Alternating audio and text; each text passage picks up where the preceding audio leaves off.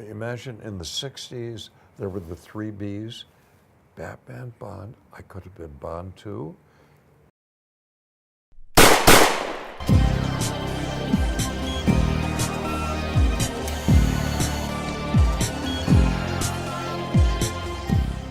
Welcome to the James Bond Complex. My name's Matt. I'm Edgar. We usually are a James Bond podcast that covers the James Bond phenomenon from filming to film and everything in between, but we're taking a slight detour to a different place, a different location, and a different character. A faraway magical land. A character that we referenced many times. Sometimes I even had to cut some of the references. We are doing a detour to Gotham City. This is the Gotham City detour. So we're going to talk about Batman. Batman. I'm Batman. I'm Batman. I'm Batman. I'm Batman. I'm Batman. I'm Batman. You merely adopt the darkness. I was born in it. Oh, okay, you know what? Do you want to hear my bane? Yes. When Gotham City is ashes, you have my permission to die. Now do you want to hear my Kylo Ren? Yes. Take that stupid mask off. That's about the same. All right, so we're taking a slight deviation to Gotham City. It's like detour. We'll start kind of like we did in our original The Mission Begins first episode of the James Bond Complex, where we discuss how we came into contact with the character of Batman. What the heck was that? I don't know. How's it? It's like who actually? There is somebody that seems to say it like that. Oh yeah, Jim Carrey and Batman? Batman, you say? Batman. Batman, you say? Riddle me I'm this. counting on it. Riddle me that. Who's afraid of the big black bat? Joygasm. Okay, we're gonna stop quoting Batman We'll never forever. get through this. All right. How did I come? Yes. I must have, unlike with James Bond, where my memory of where I met him is very vivid, a story that you all heard on the very first episode. If not, download that episode, please. I can't quite claim to specifically remember when I saw Batman for the very first time. However, I do remember in my youth, I'm a child, even before my teenage years, so I was often at my grandmother's, and in the afternoon they would play the Batman 60s TV show, which I thought was awesome. Like, for me, when I was a kid, great, like, this is Batman. Was that the first thing I ever saw about Batman? I can't claim that with 100% certainty, but I remember being very young at my grandmother's and more than once waiting for reruns, obviously reruns, I'm not that old, of the old Batman 60s show to come on. So when I was about, 7, 8, 9 or whatever, like, I knew what Batman was, and that was the version I knew. I'm born in 83, so I said 7, 8, 9. I was even younger because I was aware of the first film. So, yeah, man, I must have been like 4 or 5 Yeah, when I you're was about the watching same that. age as my brother. I think he's 33, 34 now. Yeah, I'm 34. Yeah, the same age as So my brother. I must have been watching those 60s reruns when I was like 4 or 5. Because when I saw ads for the Tim Burton film, I was like, ooh, that's Batman 2. It wasn't like, what's this?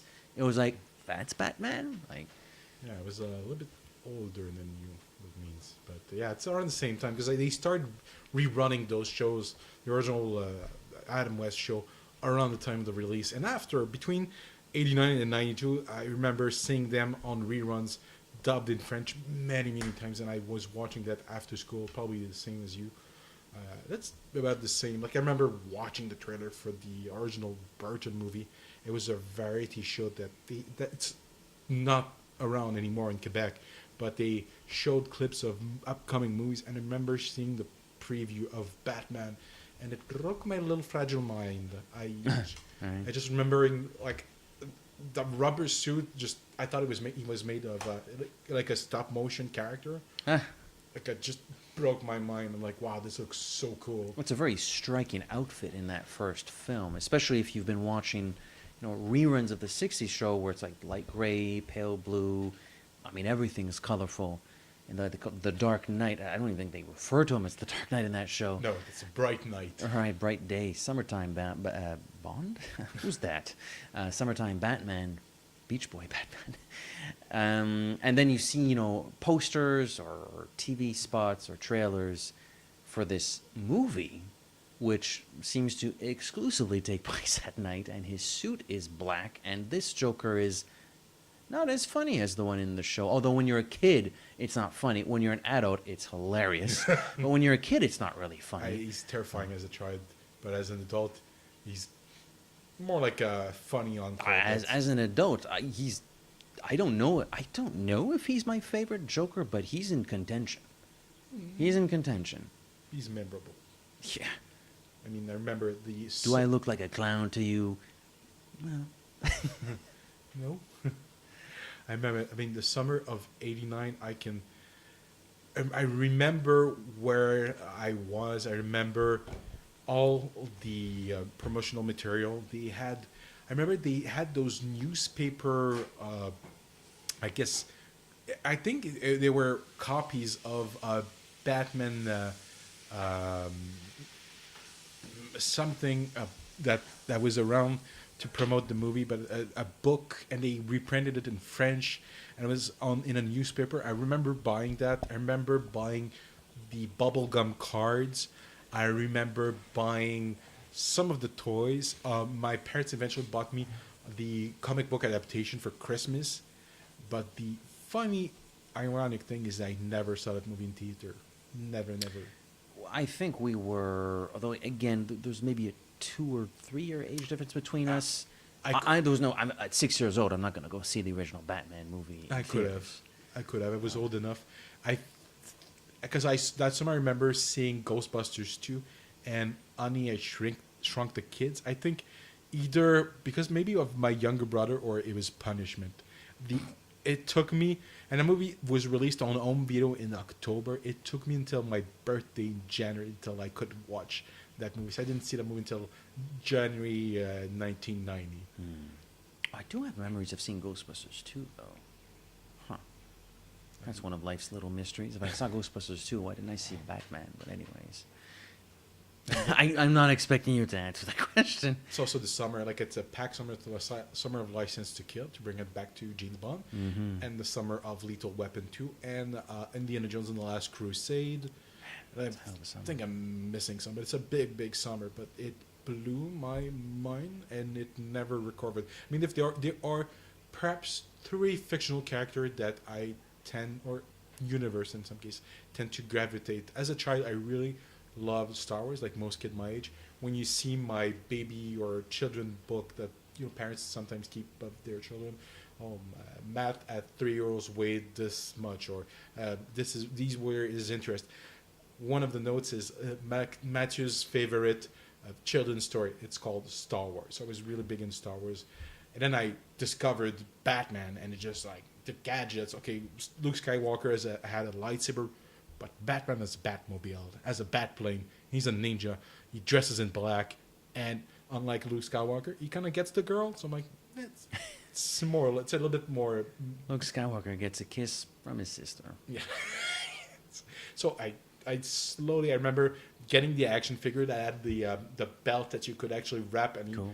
It would zip back up. I remember all the paraphernalia that I bought. I dressed up as Batman for the first of many times. My mom made me a little Batman costume that had the cape, the gloves, and she made me my mask. I still have parts of that costume to this day. I couldn't throw those away, and since then my mom has passed away, so I cherish those costumes. Of course. So this is how I became aware of Batman. That's how you became Batman. That's how I became the Dark That's Knight. how you became Batman. Okay, we're gonna stop making Batman voices. We're not really saying anything except Batman. Yeah. That one's not bad, actually. Batman. Batman. I did eventually see the first film, presumably on home video, and I remember really enjoying it. I remember that was when I kind of realized, having finally seen the film, that there are like very different interpretations, and you can read this stuff as well. This comes on pieces of paper, and yeah, I actually had a few Batman comics, and I still own some Batman comics, not from my youth. I have like those hardcover paperbacks, obviously, the collected stories. I have so many. Well, I'm not. I have so many people have bigger collections than I have, but I still have a fairly extensive comic book collection. It's in storage somewhere at my sister's place. But since then, I have hardcover collections at home that I reread many times. But I mean, if it was not a James Bond related podcast, it would have been a Batman podcast at one point. These are the two characters, and they're pretty similar. They both use gadgets. They both are orphans, ironically. Yeah. And they both have a gallery of colorful villains. Well, Batman's villains are reoccurring, whereas Bond's, well, with the exception of like Blofeld and the organization known as Spectre and Jaws, Batman has it's called the Rogues Gallery.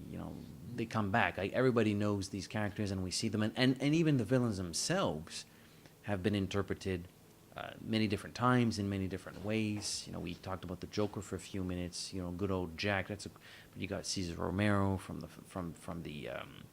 '60s TV show. You have what many describe as the best Joker, Mark Hamill, going back to Star Wars. I thought you were going to say Jared Leto. You know what? I have never seen that movie. Really? I've never seen that movie. Not excited, and it's kind of like what's the movie again? It's a Zack Snyder film, Sucker Punch. It's beautiful. It's well shot. It's kind of visually striking, but plot wise, everything else is. That's what I've heard. It's won Best Academy Award for Best Makeup, I think, which it did deserve. But I mean, everything else. That movie's a mess. I mean, I watched the first movie. I mean, I played video games. I mean, there was a video game based on the movie. I remember playing that too as a kid. It's super hard. I still have it. Ninja Turtles hard or just about the same. Like today, I can't play it. I can maybe get to the end of the first level and get to the boss, and then I die for sure. Then there's the Batman Returns video game, which I still play. I adore that game. Oh, we gotta tell me about Batman Returns the game, but we gotta talk about that movie. It's on the Super NES. It was a side scroller. We just go from left to right. You beat up a bunch of thugs. They had characters from all the clowns were there. You had bosses. You beat up on the Penguin and Catwoman multiple times. You had the circus strongman as one of the final bosses, and also the clown that temporarily kidnaps or actually just grabs Selena Kyle before she becomes Catwoman. So you had that henchman, but it's the sound effects, all the punches and kicks, everything that was so dynamic. I'm talking about the Super NES games. I haven't played the other version because they had ones for everything from probably the Game Boy to like those watch games that people had during the 1990s. So it's a fantastic. The sound effects are great. Oh yeah. You can actually throw people against the stuff. Really? Crush windows and all the moves like special. You had special moves that you could use, like capsules that you can throw and knocks everyone on the screen. It's a fun game. Cool. And then, I mean. By the way, there was a movie. There was a movie called Batman Returns, and Batman's in it. Not for a long time, but he's in it. He's a supporting player in his own film. Now, Batman Returns, I did see in the theaters. I remember it being a summer release. I guess we're 3 years later, so I'm 9. Still fairly young for that kind of a movie.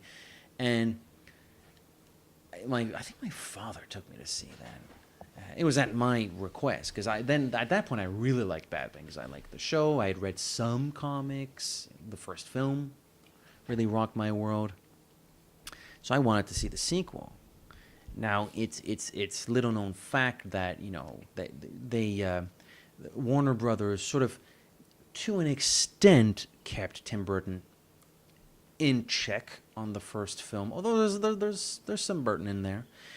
But because I was so successful, they said, well, this time you can do what you want. Let's go full Burton. And I still remember seeing that, and it's one of the. I know we're a Bond complex, and Bond will always finish first, but in front of everything else. But that viewing as again, I guess a 9-year-old child in the theater with my father watching Batman Returns, knowing what kind of a movie that is one of the probably one of the more formative things in my lifetime. I liked movies. I liked Batman. And that movie, as a 9-year-old, you don't really get why Catwoman is putting a bird in her mouth. Thank you. Or like Why she's wearing this latex, and you're like, ooh. or why she's not dead when Max Schreck pushes her out the window, or the penguin monster. and the really like freaky costumes at the start of which you mentioned in the video game version, but they're there in the movie as well. And like you don't fully get everything, but on a subconscious level, I almost feel is that like that was the first time in my life, because we've known each other for a little bit, and I kind of have a bit of a weirdo sense of humor sometimes, and I'll say like, and I'll allude to really, really bizarre things. I feel like in a small way, Batman Returns planted that seed, because it is a very funny movie, Stark but humor. it is effed up as well. The lead villain The kidnaps children. sexual tension between Penguin, who's disgusting, and Catwoman. Sexual tension. There's no sexual tension. Well, There's he wants to. Yeah, he wants to.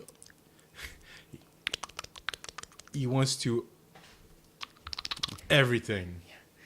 And just Max Schreck is a strange character. Max Schreck. Right. And then there's the what would be sex scene, I suppose, between Selena Kyle and Bruce Wayne, The and he's like makeup section. discovering That's like kinda the cute. scar. That's kind of a good sequence, actually. I like that. Well, it's also like the really bizarre scar she has, and Yep. just and the way she kills Shrek. pseudo Max Zorin, like she electrifies. Yeah, it's just there's so macabre. many and Penguin lives in the sewer, and he very has Ninja these Turtles. penguins, and he puts missiles on the. It's so effing weird. But mind you, but I say so effing weird. It's so effing weird as a 9-year-old. This stuff happens in the comic books, every second issue. So No. I beg to disagree. sir. there's no weird stuff in Batman comics. It's Well- called Batman. He dresses. That is weird. Let me tell you about Selena Kyle. Selena Kyle was never bitten by a cat and turned into a zombie Catwoman. That's an invention of the screenwriter. They took a lot of liberty with the material for that movie. It's a Tim Burton movie before it being a Batman movie. Depending on your appreciation of the comic books, it could affect your appreciation. Like, I like the movie because it's a Tim Burton movie and not because it's a Batman movie, because there is very little Batman from the comics. The character, not only in tones and the character's origins and what they're supposed to represent, but I mean the character of Batman brutally murders people in the first two Burton movies, but especially in this one. And some, like, the circus strongman gets a bomb exploded on his chest. There's a few of them that... And people were shocked when Ben Affleck's Batman blew up people. Like, Batman did this like 25 years or... Yeah. And that's also an issue I have with that movie.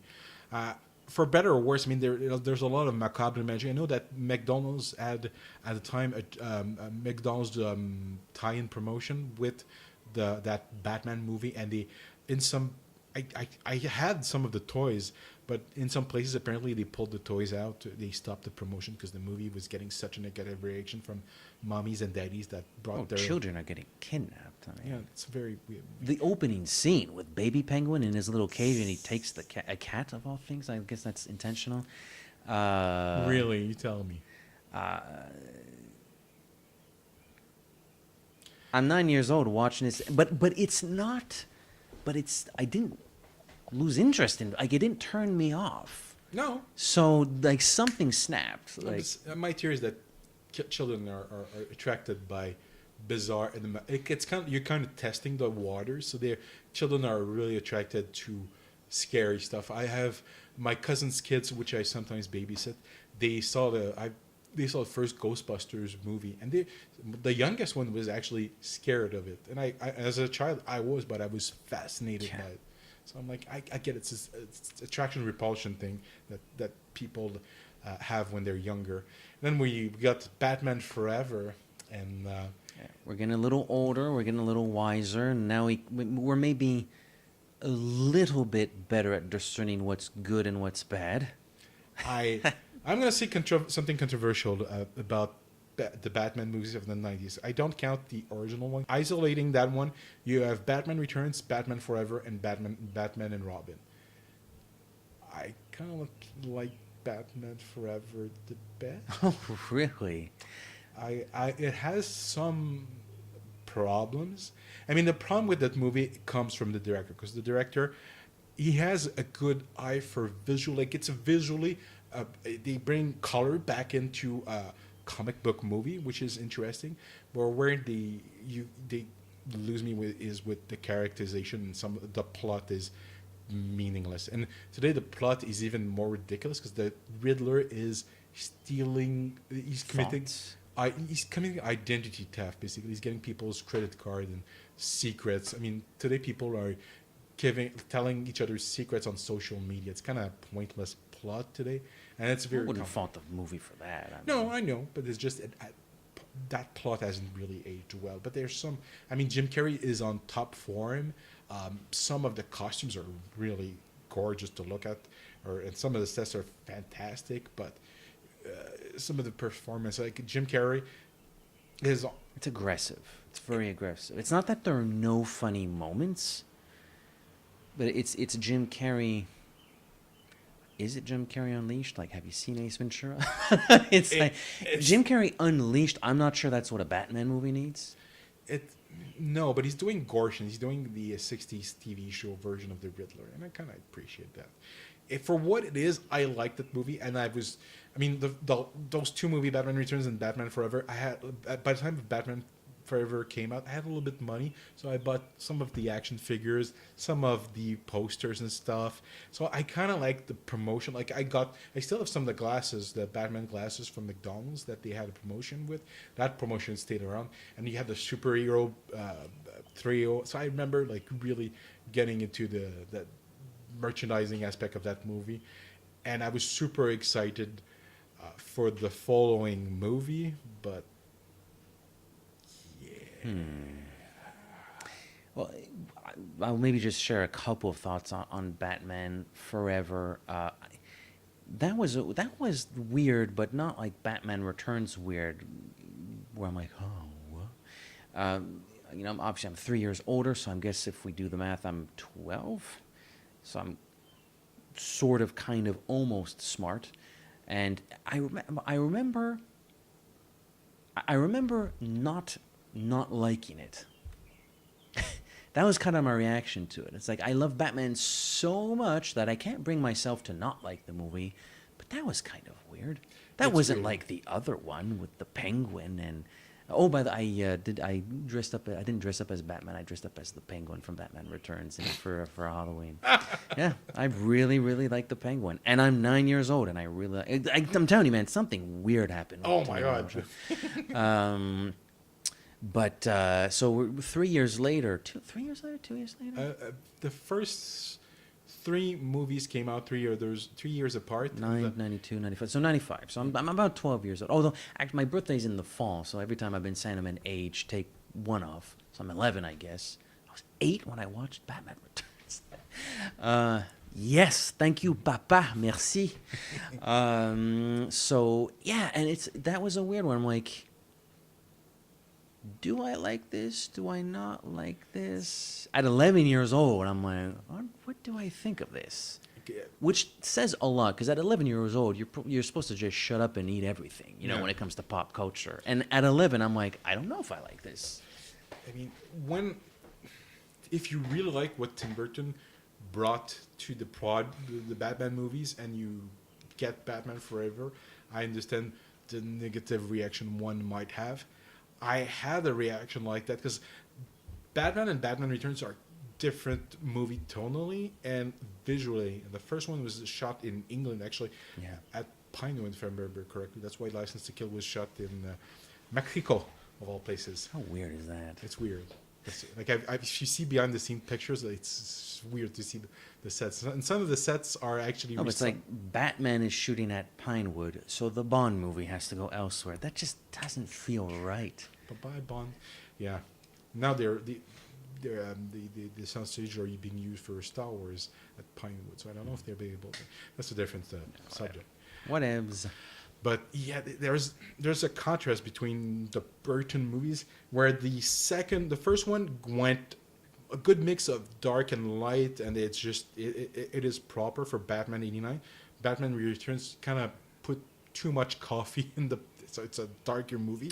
Batman '89 is strong coffee with a bit of cream in it. Yeah. Batman Returns is the strong coffee. Here, drink this. Yeah, and Batman Forever is coffee with a lot of sugar and a lot of milk. And Batman and Robin is Sugar and milk. Is Sugar. Is over like yesterday's coffee microwave and with sugar added on top and milk to try and cover the bad taste of the yesterday's coffee. Sounds like you've done that. Maybe. There's so many things wrong with that movie, but I was so excited to see it. I was too, despite the fact that I was lukewarm on Batman Forever. I'm getting the titles mixed up. That's not good. Despite the fact that I was lukewarm on Batman Forever, I still wanted to see Batman and Robin. I liked the logo of Batman and Robin with the red. I thought that was cool. Not saying I think it's cool now, but back in I thought, oh, that's kind of cool. They're really integrating Robin into this one. Yeah, I have issues with. They always try to cool up Robin and make him older, and it messes with it. The character should be Batman supports child endangerment. People. They need to make a Batman movie where Robin is actually a kid that Batman uses, or not Batman uses, but that gets involved in the Batman story without Batman's consent. And because what I like, if I was going to pitch you a Batman movie with Robin in it, we're telling the story from Robin's point of view, and you see him figuring out that Bruce Wayne is Batman after he adopts and after his parents die tragically, get murdered. But the thing that I find fascinating is that his outfit, you make it so that it's the leftovers from his former life. Robin, Dick Grayson, took the leftovers of his life because he wanted to be like his mom and dad. They've been gymnasts for generations. Flying trapeze, gymnastics, and this and that. So he took the leftovers of his broken life and remolded it into the persona of Robin. The uniform that he wears is leftover. It's comprised of elements of a bat suit that he cannibalized. And from the ashes of the phoenix, the Robin rises. It sounds stupid, but it works. And I think that's the idea, isn't it? Originally, he's a bit more. I mean, I shouldn't say he's more of an acrobat than Batman, because Batman's a pretty damn good acrobat. But he's more talented than Batman. But he's a little bit more malleable. He's smaller.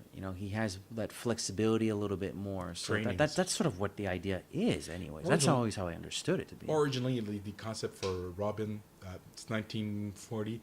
It's Robin Hood. You don't need to go very far. That's what they were doing. They were making a Team Robin Hood. Instead of that, we get Chris O'Donnell, who always look like he's 45. Even today, he's probably like in his 50s, and he looks 45. I'm not sure that's a bad thing. No, but he was too old for the part, and it didn't work. He was too angry and angsty. Okay, you're like 18, like just get on your own. It was the 90s. You had to be edgy. Yeah, but when you're like you're legal, like, why does the billionaire adopt you or makes you his wife? It doesn't work when you make him an adult. And Batman and Robin, it's just they have this. The relationship is so weird because first off, it's a different Batman. It's Clooney. Clooney's clearly doing it for the paycheck. Oh, it's Kilmer in the first one. Yeah, but Batman and Robin, it's Clooney. Kilmer had integrity, because when they said, "Oh, we're gonna have a scene where you're gonna ice skate," he said, "I'm getting out." Oh, that's what. Allegedly, he had a major fight with Joel Schumacher. Apparently, allegedly Schumacher. he's a difficult actor to work with, but I've heard that too. he's okay as Batman. I know I've disparaged him before, but I mean, he never had a chance to portray the character more than once, and there's I like the Nicole Kidman character in that movie, the psychiatrist who tries to get into like Bruce Wayne and Batman's head. Right. Nicole Kidman is hot in that movie. She gave me heart palpitation back in 1995. I still remember I was with my friend. We were waiting for the movie to start. We had a couple of guys next to us. They were talking throughout the movie, and when she is in that scene where she's in bed and she gets up and like she only covered with bed sheets, and the guy said, je veux devenir un drap. Like, I want to be a bed sheet. She's covered herself completely naked, and she's gorgeous. Oh, And she gets better with that. She's like a fine wine. She gets better with age. She's truly gorgeous today, if not more so. I don't know. playing Aquaman's mom in the Aquaman movie. My woman. I'm there day one, baby. Who's Aquaman? Jason Momoa. I'm My joking. man. So yeah, that Batman and Robin is a disaster. Pretty much and what's shocking is it's a disaster from the opening freaking seconds too. Bat butt. Yeah, bat butt. Yeah, exactly. Bat butt, bat butt. I'm surprised there's no bat cock in there. I mean, Well, you got giant shots of their cut piece, so yeah, you have bat. bat crotch. jockstrap, bat crotch. But It's ridiculous, and it's the casting. well, Arnold how bad is the casting? It's And you know what? It's not the. No, it's not the casting. It's the direction. Because you take Arnold Schwarzenegger, you ask him to play the character. You're cold. You're dead to emotions. You don't get excited. You are a robot. you never put me in the cooler. No, it's like no bad. Like you give him dry lines and you make him very dry and you play him like the Terminator. That's how you. What killed the dinosaurs? The Ice Age. I once did, like I told you, I had a podcast with my ex, and we did a drunk episode on Batman and Robin, and each time he drinks, we took shots each time he says a bad ice spun. I think 15 minutes in the movie, we're completely Piss drunk, it's sloshed. a horrible idea. Don't do it. You were put on ice. And it's not one of those bad good movies. It's not A View to a Kill, to bring back to Bond. It is. It's just flat out bad. It's flat out bad. And Shockingly so. boring. Like Batman Forever. That's why I always say Batman Forever is better. Like I could argue, people could argue that Batman Returns is better. Like honestly, sometimes it's just. I could probably flip on a dime, but Batman and Robin is horrendous. Pretty terrible. I feel bad for Michael Gough, who's been there since the start of the movie franchise as Alfred. He got a paycheck out of it. Don't be sorry for him. He could always say no. He probably should have said no. I don't know. I mean, I admire him for being a trooper and a soldier. Good bless his heart. But he's too classy. Again, he could have said no. But the fact that he is in there makes me feel sorry for him because he's so classy. He's actually one of the better parts of that movie. In a very bad movie, he's okay. An excruciatingly poor film. The father relationship between him and Clooney is the highlight of a very, very bad movie. We had Batgirl too. Yeah. Alicia Silverstone. Yeah, the less said about her because she's not bad girl. She's bad. She's Bad bitch. Bigno. She's Batgirl in name only because Barbara Wilson, Alfred's niece, has never been in the comics, and they just ugh. You know, at the end of the movie, I was like, yeah, I don't know where they make they make you feel like, oh, we're gonna make another one, and we're gonna be the three of us together. It's gonna be a bigger. They had rumors of Batman Triumphant, which was gonna be the fifth movie, the third Schumacher movie. But when that movie underperformed, they went, oh. And so around the time they were planning to make that Nick Cage Superman movie. So Warner Brothers said, "Oh, I think we can't. Like, we need to. Stop. We have to put this one on ice." Yeah, but they still made. You know what? They still made Catwoman, and Catwoman. It's a few years later, though, isn't it? 2004. It's 1 year before Batman Begins. 7 years after Batman and Robin. They didn't make it next week. Yeah, I know, but they didn't learn their lesson because Batman and Robin, and Catwoman. Même chose. Oh yeah, I've never seen Catwoman, but again, everybody said it's so terrible, and I've seen clips, and it just looks really bad too. It's really bad. It's embarrassing for everyone. It doesn't look as though there's a shot. I haven't seen the movie, but it does not look as though there is a shot in that film where Catwoman, is in action, where it's actually Halle Berry. It always looks like it's a cartoon Catwoman anytime there's action. The less I remember about that movie, the better I feel. If you say so. I barely remember. I know I saw it once, but I know at one point Sharon Stone turns into like stone. Like she's a stone lady. It's kind of like Clayface. She puts cream in her face, but it turns it like rock solid. Is that a Batman villain? No. No? Of course not. Okay. Of course not. No, but when they make Calendar Man.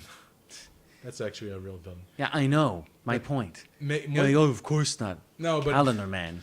When they make those female solo-centric movies, they always invent characters. Like the Supergirl movies, she fights Faye Dunaway, who's playing an evil sorceress. That's not in the comics. Faye Dunaway playing a sorceress. It's fine by me, man. No, but I'm saying they stray away from the source material so much that it's okay. Why are you making this?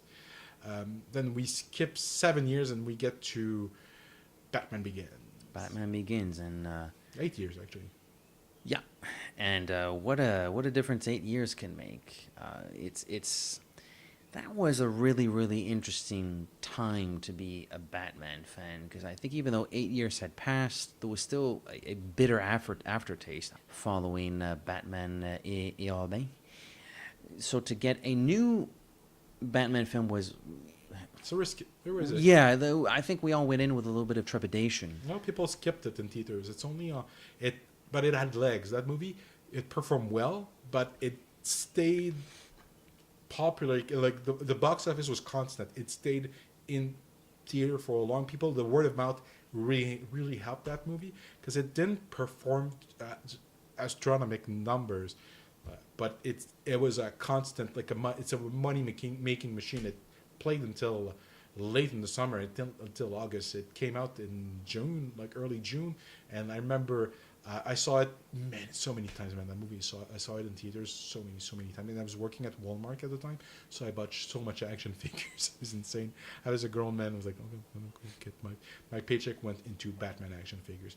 But I remember late in the summer, I went to Montreal because I was living in Trois-Rivières at the time, and I went to the Scotiabank just to see that movie because it was still playing in IMAX, and it was just like, wow. I would say about Batman Begins, I was very excited for it. I was still Batman and Robin didn't destroy my fandom. Again, I still read some of the comics. Saw some episodes of the animated series, which I will probably maybe try to save a few minutes for. So I was still a fan. And of course, the trailer suggested that this had absolutely nothing to do with the Joel Schumacher film. So I thought, well, at least there's that. Who knows if this will be good or not? And I remember really, really enjoying. To this day, my only real complaint is the editing. During the action sequences. Christopher Nolan has since then become surprisingly good at filming action and cutting action together. But that's his first stab, no pun intended, that's his first stab at a proper action movie. And you can tell he doesn't really know how to film and edit action, but tone, visual, atmosphere, score, casting and actors, casting, characterizations, villain, locations, just mood overall, the tech. I thought it was excellent, and to this day, I think it's excellent. think I like it a little bit better than The Dark Knight. We'll get there when we get there, which will be in a couple minutes. but I thought it was really, really cool, and I love there's like Dark Knight Rises is black and white. Dark Knight is kind of like navy blue-ish. Batman Begins is like twilight gold yeah. kind of. I like The that color scheme, yeah. You wouldn't think that for a Batman movie, but it works in this, yeah. And Killian/Cillian Murphy is pretty cool as the Scarecrow. Like that's an interesting villain to use because he's so different from what we had seen in the films in the past. But it also works thematically because Bruce Wayne is now utilizing fear. He has come to learn that he need not be fearful. He need not be fearful. He need strike fear in the heart of villains in Gotham City. And lo and behold, his main so to speak, his main antagonist is one that preys on fear, albeit through more technological means or scientific or medicinal means. Yeah. But I thought that thematically was really, really interesting. Michael Gove, bless his heart, I'll always love him to death, but I mean, Michael Caine as Alfred, like you can't screw that one up. You know who they originally wanted for Alfred? Michael Shannon. He might have played. No, they wanted Sean Connery. That's before his retirement. Huh. One can imagine. I wonder what that would have been like. There's a comic called Batman Earth One where he's clearly like supposed to be Sean Connery. Like he has the goatee, the white hair, and he's still buffed. Quality of the films aside, if there's one casting they never screw up, it's Alfred. Yeah. Even in these Justice League Batman versus Superman movies, like Jeremy Irons is great. And even the '60s TV show, yeah, he was good too. What's his name?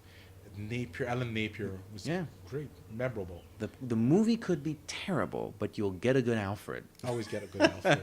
He's the bedrock, you know. What happens after that? Well, we'll see. But. I mean, even Commissioner. I mean, that's what's his name? Goldman. Gary Oldman. Gary Oldman. Yeah.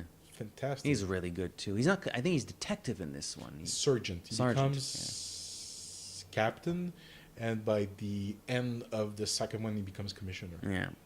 So it's extraordinary casting, and what's awesome about Batman Begins is that journey early in the film where we find out that, I mean, for all intents and purposes, Batman is a ninja. Yeah.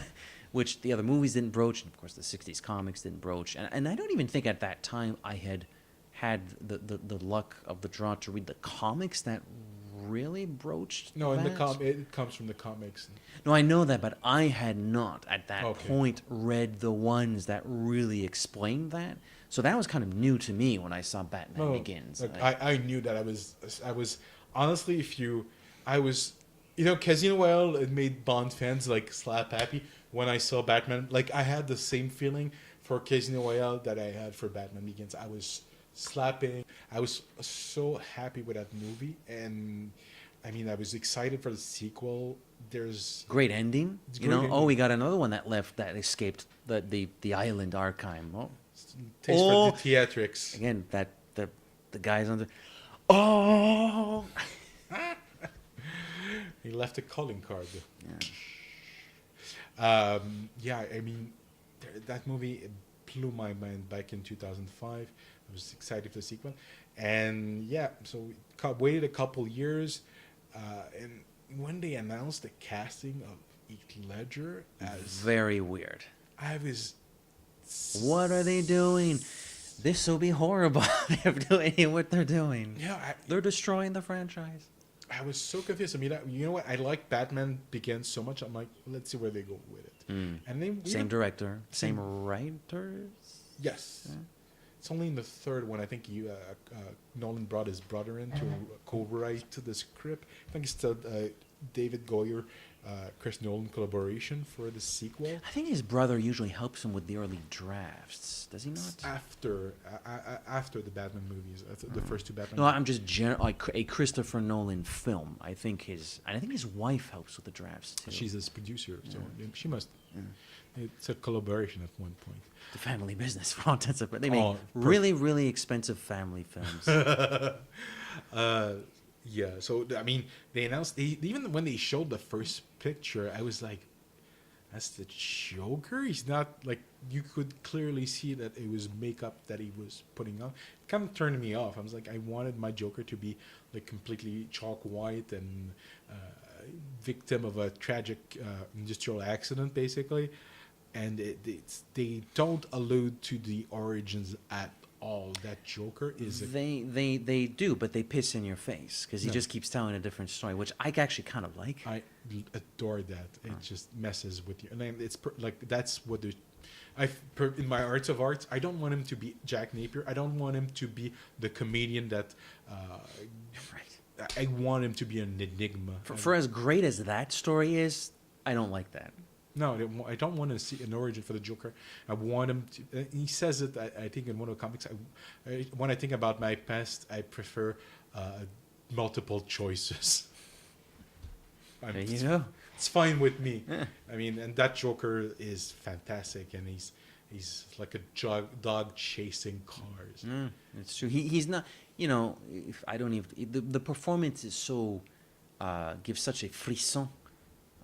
And he is so fearful and forceful that I don't know if you could even dare launch a criticism. But it's true, he's not that funny, but he's so Scary. something that it's arresting just the same. It's captivating. He's funny, but then like, Oof, you talk talk about dark humor. This is Yeah. like, was that a joke? Like, I thought my jokes were bad. have you told any jokes yet? No, there's a few moments where he has a reaction. You're like, what the hell? Or when he's always his traps and weapons are always like these cheap stuff that are strings that he pulls in together like nice. He has nice everywhere, and they unpack. And there's the guy that they put a bomb in his chest, and it's clearly done by somebody who doesn't know any. Like somebody that sliced somebody open and just like boom. There you go. You're my bomb. He does show up as a nurse in that one Yes. scene. That's kind of funny. It's funny. I mean, it's such a, and his action help create Two-Face, Yeah. and that makeup.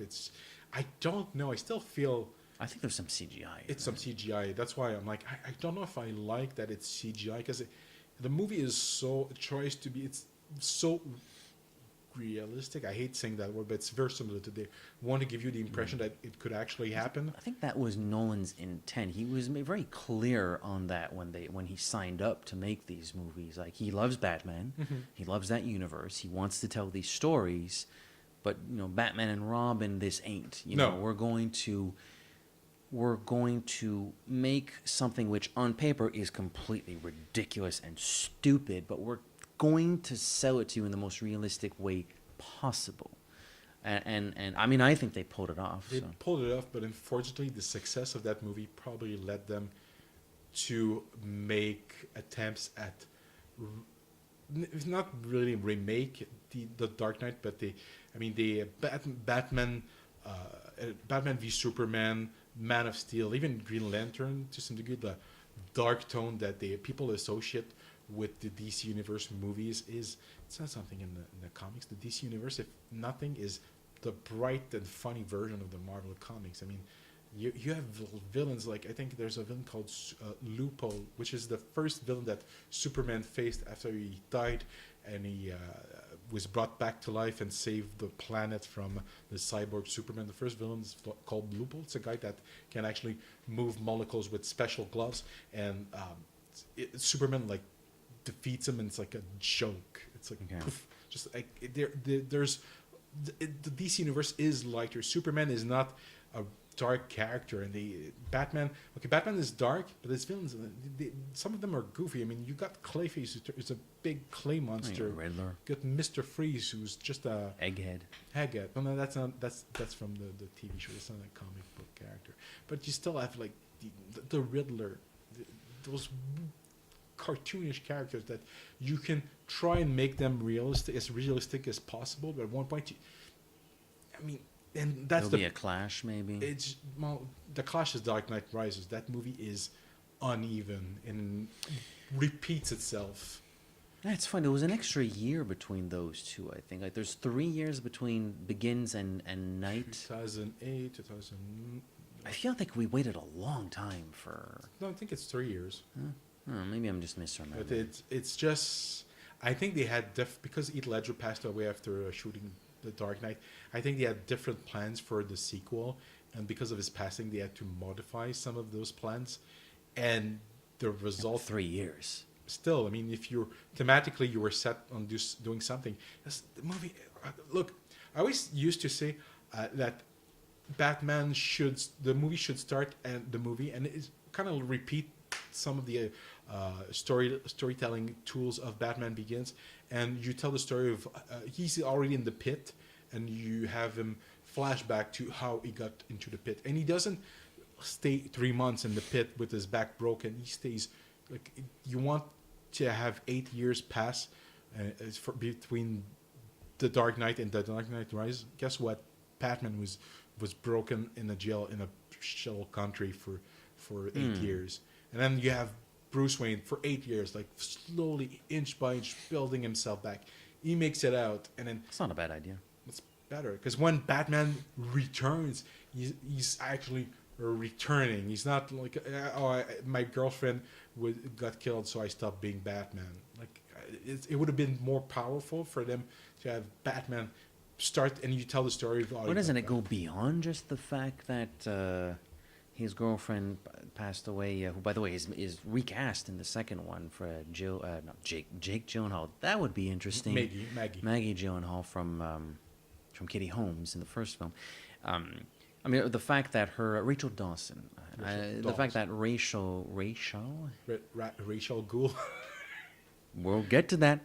The fact that Rachel Dawson perishes does put a significant dent in Batman's armor, but the circumstances about the conclusion about this idea, well, you know, they don't know me as well as they knew Harvey. I'm Batman. Yes, I'm Batman. They don't know me as much as they know Harvey Dent. Harvey Dent is a public figure. They don't need to know about this tragedy. I'll risk playing the part of a bad guy. So yes, of course, you know, Rachel is like her death is like a snowball effect, but the sort of the explosion is the fact that they had to kill Harvey Dent. But to shield the public, well, let's sully. I'll allow the iconography of Batman to be sullied if it means keeping the hope alive in this distraught city by protecting the legacy of someone who, for all intents and purposes, the whole city still thinks is the good guy. Yeah. I mean, myth or miss. I mean, well, it's just I felt like I needed to retort that because he's not Batman because his girlfriend died. Well, it's not only. Well, yeah, but you left it on that, so I'm like, well, hold on a second, Tiger. But it's I feel like it's a compromised movie because of Heath Ledger's death, among other things. Could very well be. But there's good things also. I mean, I love Anne Hathaway as Catwoman. She's cool. Some people really have something against that actress. I don't know why. I always like. I think she's great. I just saw last week it was Ocean's 8, and she's the best thing in the movie. in a movie replete with very good actors, she's the best one in there. So. And you have Tom Hardy as Bane, and he's a little bit too short for the character. I didn't really bother me though. They had to put him on boxes to make him appear bigger than Christian Bale. Because I think I'm a head taller than Hardy, and but still, it's some of the choices, like the mask and the voice. I remember seeing the preview, and I was like, "What the." I didn't understand anything he just said. I think they did that preview to test the voice. Maybe. Because but how could they not know? Maybe they wrote the script so they knew what he was saying. I think they had the audacity of thinking that it's gonna work. People are gonna understand it. I couldn't get a word that. Remember, like some of the original footage has leaked online of the preview, and that every comment was like, it looks cool, but I don't understand the character. I remember like the gun that Batman has that turns every electronic. That's kind of cool.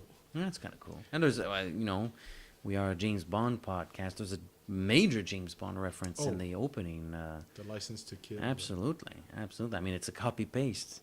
Looks awesome on the IMAX. Look, if you're gonna steal from the best, steal well and shoot it in IMAX. So I was happy. And well, Christian Bale and Chris Nolan were done with Batman, and it looked for a little while that we wouldn't get any Batman movie. Then Man of Steel happened. Yeah, because I remember that they were making Man of Steel the summer Batman. Yeah. Well, they were making Man of Steel the summer that Dark Knight Rises was released. Plus, Nolan helped Snyder on the script for Man of Steel. So I remember, because now we're sort of like, we're getting closer and David closer to... Goyer also was involved with Man of Yeah, Steel. so like we're getting closer and closer to present day, so my memories are fresher for each, like the pre-production on the, and I felt like the sentiment at the time was like, oh, this will be in the same universe, but it turns out, despite the fact that people that worked on the Dark Knight trilogy worked at least on this first, I don't think they worked on the other ones, but on this first DC universe film, don't know actually it's not the same universe. I don't know. My feeling has always been they don't know what they're doing. They're really they try to plan ahead, but when their plans don't work because they don't know what they're doing, fail, they try and fix it, and they just end up making a mess of things. That's I don't hate Man of Steel though. I don't hate Man of Steel, but there's some plot. They're trying to. They're redoing the 78 movie, but they're doing it badly. But the one thing I've always liked about Man of Steel is that although they repeat some of the same beats as the 78, the first two Chris Reeves movie, they actually don't fetishizes that movie aesthetically. Because if you see any Superman live action interpretation since 78, they keep the same look for Krypton. Like Krypton is always this crystalline society based on crystals. They did it for Lois and Clark. They did it for Superboy. They did it for Very Smallville. cold. Very cold. Very like all those. And I'm like, it's not like that in the comics. And it's not like Man of Steel, but at least you know what, they had the balls to like, we're gonna do something else. Yeah. Oh, Man still looks pretty cool. But this is not the Superman deviation. Yes. This is not the Metropolis show. The Detour. Right. So, nevertheless, like Man of Steel made some money, but didn't get the. It was more successful than Superman Returns, which was the first attempt at rebooting the Superman franchise. But they decided that, we need to bring Batman back in, so they did. And better than ever. Your favorite Batman movie of all time? Dude, I don't remember saying that. I remember. Now we're really getting close to present day because that movie was literally just a couple of years ago. But I remember the casting of Ben Affleck. My goodness, the hubbub about the casting of Ben Affleck. This is terrible. I mean, it felt like Heath Ledger all over again. Oh, this is terrible. What are they thinking? There was the sad Batman meme, which was kind of funny. It's funny. Which is so fascinating to me because by this time Ben Affleck's done. He's done Gone Baby Gone. He's done The Town. Although he's not in Gone Baby Gone, but he directs it. He's in The Town and he directs. He's proven himself as a pretty damn good actor and storyteller. So I'm not sure why are we all complaining about his casting. People remembered Daredevil, and people remembered hating that movie, even though it made a lot of money. And he's not bad in that movie. He's never been bad in there. He was not bad in Daredevil. He's not the problem in this movie. The movie is the problem in that movie. I mean, it's, everything around Ben Affleck is the problem. It's the script is Actually, that's not true. I lied. Michael Clark Duncan is actually pretty good. But it's okay. But the thing is that movie. I'm the kingpin. Let's see. You could probably do it actually. I'm the king. No, man. Can you tell me my kingpin is better than yours? My. I'm not that big and I'm not black. I'm not black either. My kingpin is. I actually, you know what? I really like the kingpin. You're weak. From the. I will crush you. The Netflix TV show. And he's always. He doesn't. Like he mumbles. That's a good kingpin too. And he just talks like this. Like, you humiliated me in front of her. Like, I do like that Kingpin too.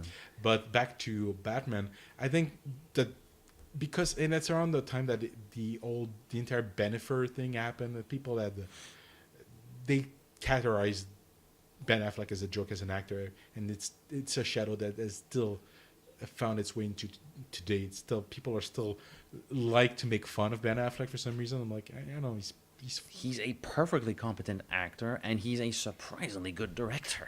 he's a yeah, and he gets the best. He's the director who gets the best performance out of Ben Affleck is Ben Affleck. Right, somebody's got it. What are your feelings about Batman v Superman? Wow, it's funny. Like the lead up to that movie was so strange. Again, we just established we took a Metropolis detour and admitted that we don't hate Man of Steel. To this day, I don't hate Man of Steel. I've seen it more than once. I wanted to give it a second chance, and I still thought it was okay. And despite that, right from the start of the marketing campaign, I felt something was fishy. Like, you thought Batman Returns was dark? Girl? I remember the posters being, it's cloudy, which I guess in of itself is not that terrible, but it's cloudy, it's raining, they're wet, and Superman looks really, really angry in those posters. So right from those first teaser posters, I was like, what are they doing exactly? They tried to go for a dark ingredient. They thought that that's Marvel's doing light and fluffy fun films. We have to go the opposite way, and for better or worse, that's the road they committed themselves for a couple of years, even until even Justice League to some degree. They tried to lighten it up. That entire DC movie universe needs to go away because it's. Well, they can keep they're shooting Wonder Woman 2. Yeah. I mean, the only, and I'm not gonna. You won't quote me as saying that Wonder Woman is a perfect film, but the only one that I would say is a good one. That's the one that's getting the sequel. Yeah. And good on them for making that sequel. I liked the first one quite a bit. I thought it was pretty decent. But other than that one, it's been a pretty piss poor franchise. I haven't really said what to you, but you seem to have like a lot on your mind about Batman. I actually versus enjoyed Superman. Man of Steel when I saw it in the first time in theaters. But I mean, I've been meaning to watch Batman and Superman fight. I saw them fight in cartoons. I've been seeing them argue in comics for decades at the time, and it was like, even though the promotional material was weird, I'm like, you know what? Maybe it's gonna be like when it says, "Do you bleed?" It's you will. That sounds like a dumb wrestler movie type of BS. Maybe it's gonna be a dumb wrestling movie. Okay, I'm up for that. But the movie has some good parts, but it's like I saw the longer cut, and they tried to make what should be a very simple plot so complex. That's one of my main complaints about. I'm like, I saw the cartoon version and it had the Joker and Lex Luthor teaming up, and it was perfectly more than reasonable. Why they could have recycled that plot? That's the thing. They always use elements from the cartoons that eventually we're going to discuss, but they never get the people who made those cartoons to work on the movies. And they work at the same place. They could get Bruce Timm and Paul Dini just write us a decent Batman movie for once. Yeah, well, I mean, it's not like they haven't written good Batman. We just went through the Dark Knight trilogy, and we liked, the Burton and the Schumacher films, generally speaking. But they still took most of their inspiration from the 90s cartoon. Most of the stuff, the elements, the visuals, they steal it wholeheartedly from the cartoon. I mean, and Batman v Superman, they try to do that, but they don't understand. Like Zack Snyder doesn't, and that's the thing. That movie is made by somebody who doesn't have faith in not goodness, but Superman is a very positive character and very like, I'm gonna be a good guy because I need to be a good guy. They gave the most cynical person in the world the least cynical character in the universe. You don't have a mopey Superman. Superman is not the character that should be realistic and mopey and have like self-doubt. No, Superman is a symbol of hope. They say that he's a symbol of hope in that movie, but they say it, they never show it. Yeah, well, there's that little montage where he's like helping people. And where it looks around. like he's going to slit his wrists while saving people. I don't know if he looks like. I don't remember him looking like he wants to slit his wrists. He looks depressed. But it was, yeah, that's a weird element about that movie. It's like the kernel of a good idea that was so mishandled, and the kernel is as follows. Superman hasn't been around. Well, I mean, Clark Kent's been there for years, but Superman has just showed up like last week or whatever. Saved the world, although, you know, a little bit of property destruction in the meantime, and or in the process of saving the world. So people are like, well, thanks, but like, aren't you a little dangerous? I at its core, I like the concept of the world maybe not putting its faith, maybe not, you know, putting all its chips on the S on the guy's chest like right now, because that first adventure was a little effed up. That's a reaction to Man of Steel, but yeah, I understand. But he could still make a good story, and it would have been fine if Clark Kent had been a little doubtful. That would be that there's a Superman movie to be made there. And but they just went so far in the deep end that like Clark Kent almost doesn't want to be Superman anymore. And that's where I was turned. The idea is interesting, but they didn't use it well. They had so many good ideas. That idea is good. The idea of Superman doubting himself after saving, although at some cost, Metropolis, and feeling guilty about it because he brought the Kryptonians to planet Earth. And then there's a story there. Bruce Wayne doubting himself after seeing a god amongst mortals. Like, I word something. This changes everything. Yeah, I thought I had plans for everything. Apparently, I don't. I don't. Even Lex Luthor being this, like, I think he owns a social. It looks like LexCorp is more like a social media company almost. Like we don't really know what they do. Yeah, it's very weird. But the like the Mark Zuckerberg personality, like, kind of twitchy. Yeah. Okay, it's a choice, but you know and the thing of Lex Luthor, they should. In 2018, I would kill to see a present Lex Luthor story. There's a comic storyline about that, huh? That's why I'm saying that. Okay. I haven't read as much Superman. They made a cartoon, Batman v Superman movie where it's called Batman Superman Public Enemies, and it's President Luthor condensed in. I mean, it's called Batman versus Superman, and this is our Gotham Detour. We haven't really talked about Batman we've talked about Batman. Yeah. We spent an hour talking about, but we haven't talked about Batman in this movie because we have another one to get to still. Yes. So, okay. Affleck. He's good. I do like, extremely intense, but I do like him in the role. Again, I'm going to say the same damn thing I just said about Clark Kent. Interesting idea. I get it. The man that's always 10 steps ahead is suddenly 5 steps behind because there's a freaking alien that I cannot punch in the face. I will break every bone in my body if I do that. If I'm in trouble and I'm Batman, everybody behind me on this planet is in trouble. So I have to fix something. Yeah. Like, I like that. And this is supposed to be the older Batman. There's a reference to the death of Robin. You know, I like the starting point, and I think Ben Affleck is good. He also looks freaking ripped. He makes Casino Royale Daniel Craig look small, actually. Yeah.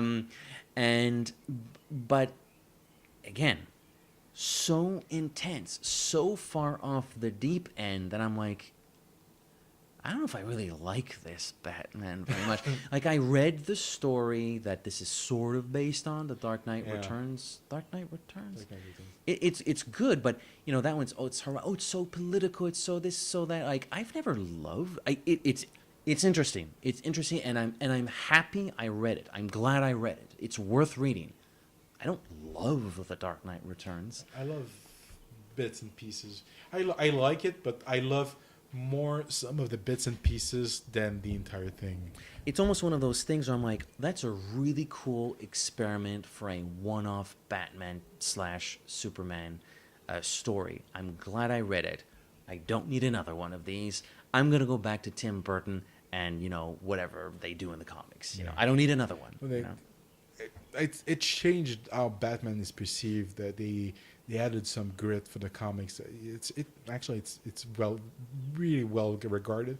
But at the time it was released around the same time as Watchmen.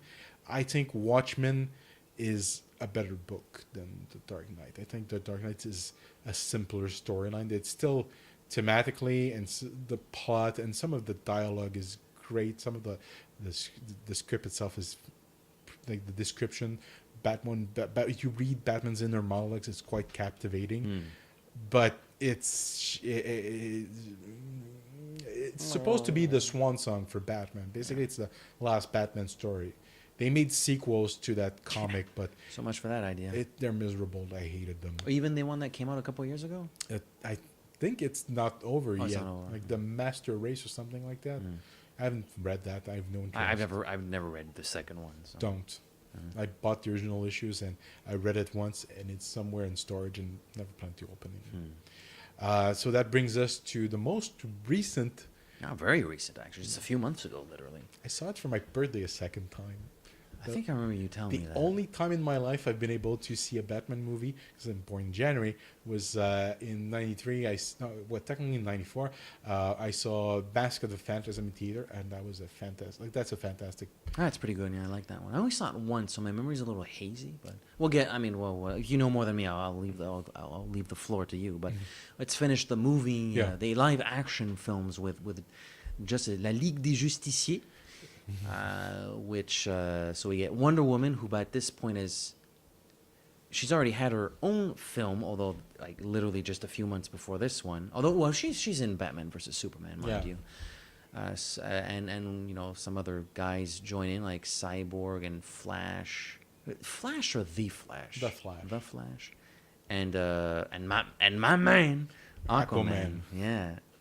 So this one is this is a bit of a sad film. I know it's very easy to lambast Zack Snyder, the director, but I mean, some very, very unfortunate things happened behind the scenes, which led him to leaving the production and handing the reins over to Joss Whedon.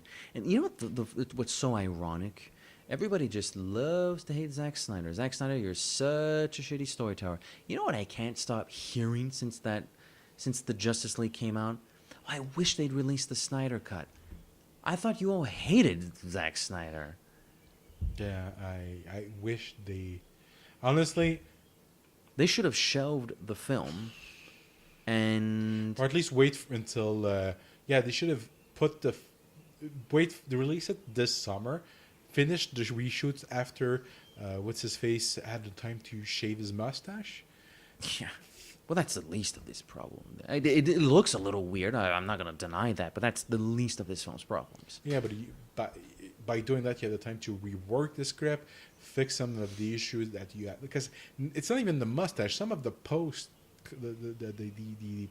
not conversion, but the post production looks weird when they're in that final act. It just looks bizarre. Like I know. The sky. It looks unfinished. I think they changed their mind and tried to make it brighter, because I remember like the imagery was much darker, and there's so many things. You know what? I wish they did something that they did in the comics when Darkseid invades Earth it's called Final Crisis. There's something called the anti-life equation, and he uses that to make people bend to his will. And if I remember correctly, in that storyline, he uses like computers, cell phone. Everyone has a cell phone in their pocket, so and he uses that to like diffuse, and he takes over people's brains. Kind of comment on social media. They did that in 2000, I think, 8, I think, and I'm like that was ahead of its time as a concept. Yeah. I wish they did something instead. It's the same plot as Man of Steel. They're terraforming the Earth. I'm like, With a real wet noodle of a villain. A real wet noodle. Steppenwolf. Who looks. Well, I did again. A lot of this movie looks horrible, but him in particular looks pretty bad. Yeah, and I mean, they should have. I don't know. And he's boring. There's no story. They intended to make Justice League Part 1 Steppenwolf of Justice League Part 2 Darkseid, but because the negative reaction of Batman v Superman said, okay, we're just doing the one Justice League movie, and then instead of keeping your good villain Darkseid, but at the same time, I'm glad because they would have ruined the Darkseid. We can keep it for. Apparently, they're doing a New Gods movie, and he's like the main villain. He's like the Darth Vader of those characters. Wouldn't he be like the Thanos of those characters? Yes, but Thanos is like the big bad guy that actually Thanos is actually a copy of Darkseid because but I'll keep that for another episode because I think I said too much. So yeah, I still like it. I haven't bought it yet on DVD. Eventually I will. I mean, I need to get that poster. Gotta get it on iTunes, brother. Yeah, but DVD. Yeah, You Blu-ray. didn't even say Blu-ray. You didn't even say 4K Blu-ray. The Yeah. DVD. I'm old school. I need to get that poster. Say if I want to, I want to say. I don't know if I'm gonna get the. Yeah, I'll probably get the one of the Justice. Please, it must be what, $10 online or something like that. No, actually, it's not. But I'll see if they still have it. Sometimes they have posters at Walmart. I see if they still have some. Because that movie was not very popular. It underperformed. And honestly, I can see why. I mean, it looked unfinished, and people had a bad taste of Batman v Superman, and it came out right after Thor Ragnarok, and I don't think people were that excited to see Superman. I mean, the public has, if there was ever an example of the movie-going public, the patrons that keep this industry going, of the movie-going public having made their bed between DC and Marvel, it's Thor Ragnarok being successful, which, I mean, that wasn't the first Marvel movie. So you figured that would be successful, and then like 3 weeks later, a movie with Batman, with Superman, with Wonder Woman, who just made $1 billion, with Aquaman, with The Flash. Everybody loves The Flash, although it's not the same one as the TV, but whatever. And it gets crushed. yes. Like the movie going public has made up its mind. I still think like Wonder Woman 2 is going to be a major success. I think and honestly, I think because there's no Star Wars this Christmas, I think Aquaman's going to do good. I think, and I hope it's good. I hope it's good. Period.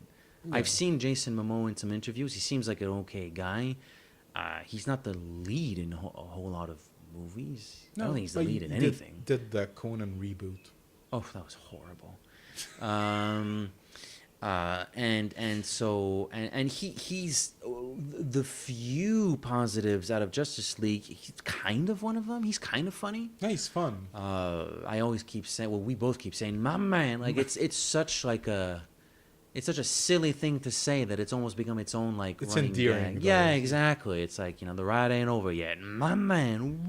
He has an attitude that none of them have that. He's attitude. a jock. Yeah, he's a jock. But like jocks are usually annoying. He's not that annoying. He's a lovable jock. He's a lovable jock. So yeah, I hope his movie's good. I don't want any film to be bad. I want to enjoy a DC movie as much as I enjoy a Marvel movie. There's Marvel movies I didn't enjoy, and there's DC movies that obviously I didn't enjoy, but they seem to have learned from their mistakes of the Batman v Superman Justice League experiment, and hopefully they're going to. Look, Wonder Woman was good. Let's pretend Aquaman is going to be good, and let's pretend Wonder Woman 2, which comes out. Do you want Wonder Woman to be that popular? Because it's like a week or two apart from Part 25. So Wonder Woman was good. Let's pretend Aquaman is good, and let's pretend Wonder Woman 2 is good. They have Shazam also, and that I can't see not like I think it's gonna be a good. I think it's gonna work because they got the great funny actor Zach. What's his name? Zac Efron. No, he was Chuck. He was also I forgot his name, but he's a fun. Like I love Chuck because of him, and it's a character that has kid appeal because he's a kid that turns. It's big with superheroes. That has kid appeal, and they can make him very charming this way. Because maybe the DC universe is not. I mean, they did make one good one, Wonder Woman. So it's not like they can't do it. So if Aquaman and Wonder Woman 2 are good, maybe this thing isn't dead. They just have to just make individual films, just tell good stories, and every once in a while, if you want them to band together, do that. But don't cram it. Don't force the character to be dark when they are supposed to be light. Like I don't want to see the dark and gritty Shazam movie where he's a child that survived molestation. Like I don't want to see that movie. So how long are we going? We're going 1 hour and 20 minutes. So I'm gonna show you the thing that I got that one of my proudest possession. I got it in 2014. I haven't really seen the. And I met Kevin Conroy. Yeah, you said this before. To Matthew, I'm Batman. I am Batman. I am Batman. Kevin Conroy. I'm Batman. That was a panel that I attended. It was called Batman at 75 at the Paley Center. There was a bunch of people that were there, among other things. Mark Tyler-Nobrun wrote the book that helped Bill Finger get his credit for co-creating Batman. And also Kevin Conroy was there. Kevin Smith was there. And you can actually, I don't know if it's still online, but for a while he had the entire panel on the Fat Man on Batman podcast. Fat Man on Batman. It says Batman. It used to be Batman. Now it's like mostly pop culture themed podcast.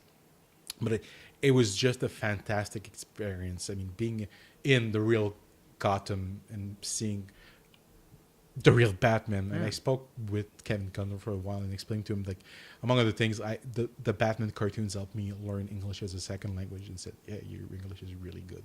So did he say, oh, your English is really good? Or did he say, I noticed your English is really very efficient? He said my English is with his real voice, in effect the cartoonish voice. But he's a fantastic guy. I've seen him in a couple of interviews. He seems pretty nice, actually. Yeah. Many say the best Batman. The best Batman.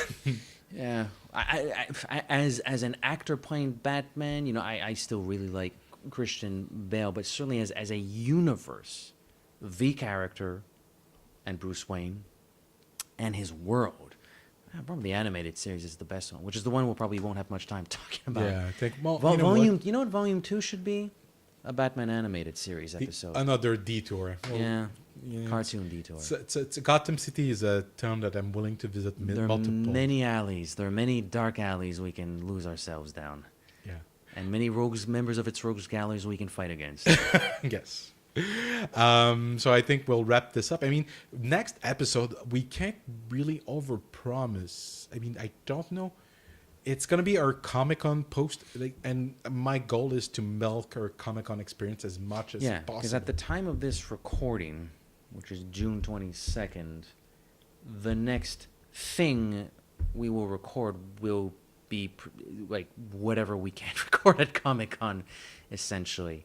So, yeah, the next thing we're doing is not actually my living room, the next book and whatnot. Yeah. I was actually getting ready in my head. Well, we're going to talk. We'll return in, but nope, not yet.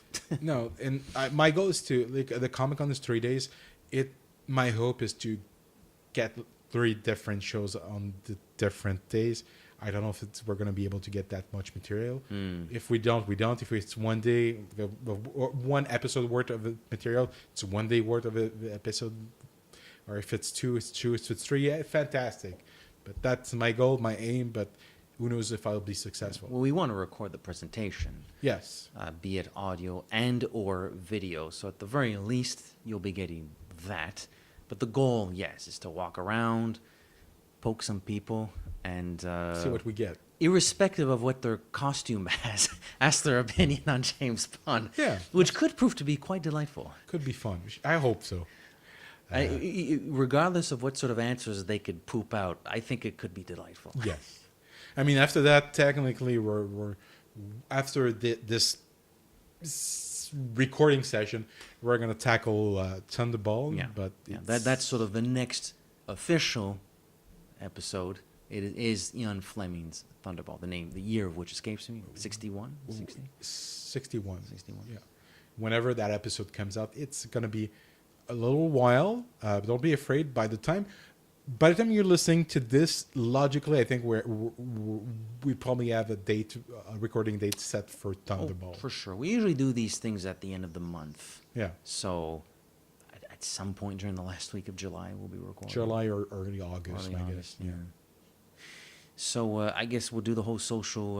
Although I want to say this was fun. This was a lot of fun. This is I mean, we can take many. Eventually, I mean, I think another one I'd love to do is a Star Wars tour or a Star Tour. Tour of the Galaxy. A Galaxy tour, yeah. Yeah, I guess so. I mean, God, there's so many of these. But the sort of the running gag about this one is that we do mention Batman Yeah. every now and then on our podcast. It's insane. We don't really talk about Star Wars on the podcast. No, I know, but But we also want to remain a James Bond. you're podcast. right. You're right. The But- more special one-offs we do, the less it sounds like a James Bond. No, podcast. I know, but this one, I think it's gonna. This one earned it.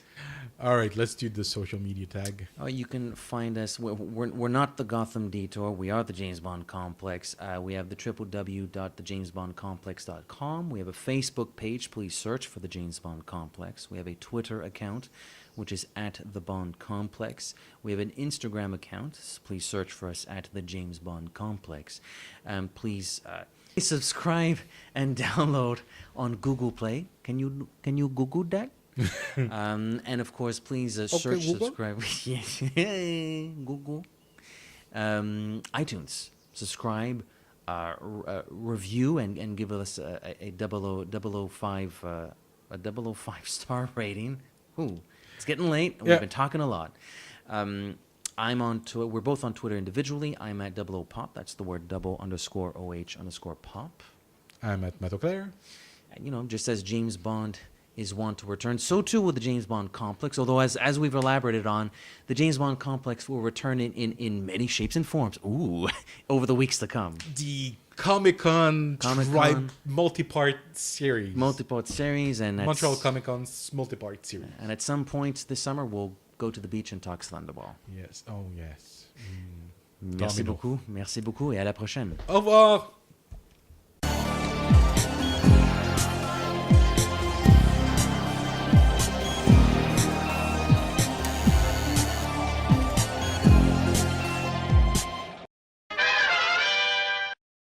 I don't want to call him a blunt instrument because that would be too base. It'd be too gross. He's better than a blunt He's not- instrument, but The hero that we want, but the hero we we deserve. Thank you, Batman. thank you. Fade to Black credits. Hans Zimmer booming it out, rocking it out. No, but you're right. I mean, I know you gave a quote from The Dark Knight, but it's it true. applies to Bond. Yeah. He's not a nice man, No. but he's doing the right thing. Yeah, he's the devil that does the work of the angels, basically. Yeah.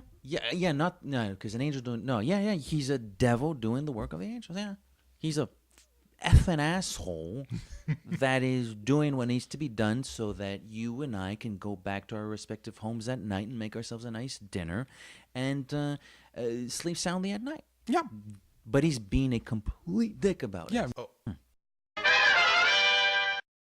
It looks very Art Deco. Looks like I would have almost mistaken it for a cappuccino maker. But it looks, you remember the 90s Batman cartoons? Mhm. Everything's Art Deco in that cartoon, Right. so it feels like a Batman gadget. Okay. That cartoon. Okay. Okay. All right. I could see Batman using that and batarangs come out of it or something. Yes, yes. It's like Batman. He puts his insignia on everything. Moon like Drax. Why did he put the Moonraker sign on top of his buildings? Nobody's gonna ever see that unless they're flying over in a helicopter, and they need to know. Oh, that's the Moonraker because it says Moonraker. See, it says Moonraker. I used the word positive. You're hesitating all of a sudden. No, but just because I have I'll introduce a new segment on the podcast where I'll call it the Batman Connection. The Batman Connection. Because Jill St. John was among other things, she has a very, very long career in Hollywood. I think she was a child actress when she started, but she was also a guest star on the 1960s Batman TV show. Yes, for real? The first episode. She actually it's a two-parter with the Riddler, and eventually the Riddler kidnaps Robin, and they make a mask of his face, and they have a copy costume that Jill St. John's wear, and she assumes the identity of Robin, and Batman takes her to the Batcave, and when she gets into the Batcave, she reveals her true identity. I'm Tiffany Case. And this is what she looks like. Wow. Well, I mean, it helps that it's Joe St. John. But that's not all. That's not all. I just want you to take that image and print it in your mind. This image of Joe St. John looking, that's fine. It's imprinted in my mind. Robin, all right, okay. We're good. About 20 years after she appeared as, I don't remember the character she plays, but as fake Robin in that series, Frank Miller wrote and drew The Dark Knight Returns. Yeah. And there is a female Robin that is introduced in that character. I can't remember I've read The Dark Knight Returns. Carrie Kelly. It's basically Jill St. John's. Like that character, it's obviously she has the same red hair. Like it's clearly what I hadn't seen the episode and I haven't read The Dark Knight Returns in many years. Do you think there's actually? No, I think it's clear. It's evident. Interesting. She's seen type of hair, red hair. Oh, glasses though. Isn't she like 12 years old in the book or something like that? I guess so. How old was Joe St. John in 1966? Probably 20, 26. I think she's Get born that picture away from me. Do you want a Wikipedia? Yeah, I'm gonna Wikipedia that. We don't do live Wikipediaing very. Well, I think have I actually broken my Mac? No. He's Bane. Bane. No, but by that I mean his only mission is to destroy James Bond. Like he's an obsession. And if you read the Batman comics, Bane is the character that broke Batman's back, but just because he was obsessed with breaking Batman's back for some reason, he had an obsession. And well, we'll get into that in the Batman podcast. Yes, Batman. We really do have to record one episode of Batman. Yes. Okay, Bond. They're both orphans. Bond has. I'll cut that part.